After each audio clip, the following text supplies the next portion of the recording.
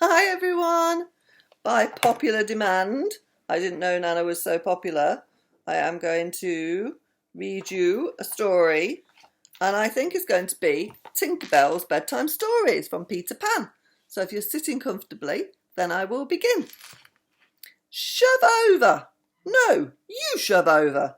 The raccoon twins were at it again. Peter Pan knew the bickering wouldn't stop until one of the boys had pushed the other out of the hammock. Say, Tink, Peter said, how would you like to be a new mother to all us boys? Tink looked at Peter like he was crazy. Oh, come on, Pete says.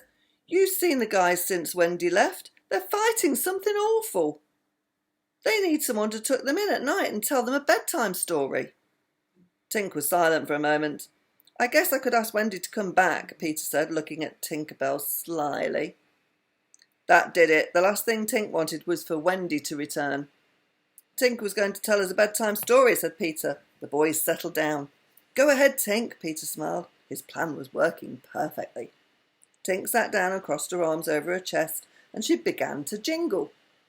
Once upon a time, Peter translated, there was a beautiful fairy who, against her better judgment, lived with a pack of dirty, unruly, silly boys, and the dirtiest, unruliest and silliest of them all was Peter Pan. Hey! Peter interrupted his translation. Tinkerbell jingled spitefully at him. Okay, Peter said with a sigh.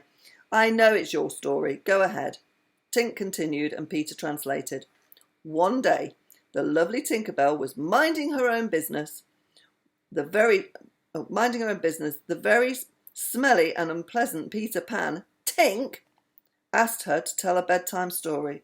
Well, Tinkerbell didn't know any bedtime stories, so she went to fetch Captain Hook so that he could tell one. With that, Tinkerbell flew out of the window. Tink, Tink, come back, Peter cried. Tinkerbell returned and hovered in the window, jingling with laughter. That was a dirty trick, Peter said.